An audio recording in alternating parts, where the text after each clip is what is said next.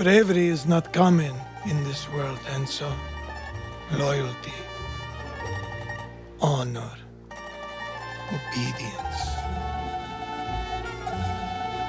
They set the man apart from the rest. Mafia: The Old Country, on paper, contains a lot of promise for the series. It's a return to linear form, eschewing the biggest problem with Mafia 3. It brings players to the earliest period of this series' timeline, and it's set in the Mafia homeland of Italy, refreshing the formula with Sicilian countryside instead of East Coast metropolis. Though it's a beautiful game, with an excellent Sicilian dub to boot, it unfortunately leaves a lot on the Don's table, failing to rise to the promise of its premise. Its story is fun and serviceable, but predictable and devoid of any surprise. And its gameplay is repetitive and will leave you yearning for something more, much like the rest of the game.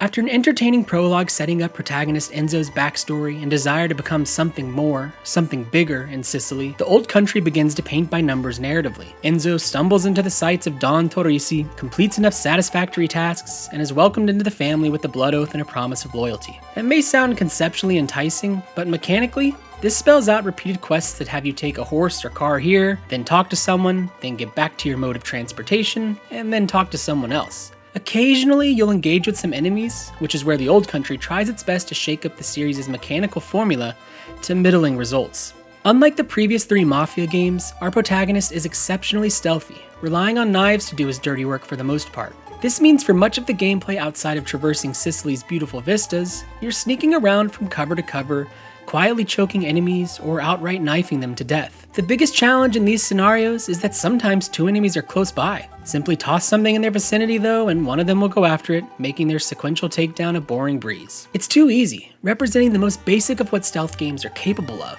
and it doesn't escalate in any meaningful way from there. Shootouts are more enjoyable. It's more fun blowing enemies to bits with a shotgun than slowly choking enemies out when there's little friction or difficulty in either scenario. But even these grew stale in record time. It's these shootouts where I miss the urban environments of the other Mafia games, as they presented more engaging set pieces. While I love looking at early 1900s Sicily, its dilapidated buildings and destroyed Roman Grecian ruins weren't nearly as interesting as playgrounds for Enzo's seedier deeds. Occasionally, boss fights shake up the gameplay, but as each one is a rinse and repeat knife duel, I grew tired of these early.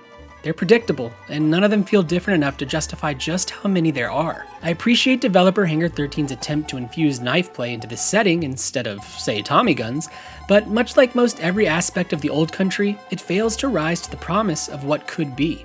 Highlights include the sightlines of Sicily, beautiful cutscenes, an excellent Italian dub using the vastly different Sicilian dialect, much to my surprise, and the occasional exciting set piece. But the rest of the adventure doesn't come close to these heights. The Old Country isn't bad. It's also not great. Perhaps most depressing, it's simply fine, and offensively so. There's nothing in here you haven't seen elsewhere, cast included. And worse yet, probably done better. For all the great prequels out there, The Old Country is proof that going backwards isn't always an interesting way forward. For more, be sure to subscribe to the channel, like the video, and follow Game Informer.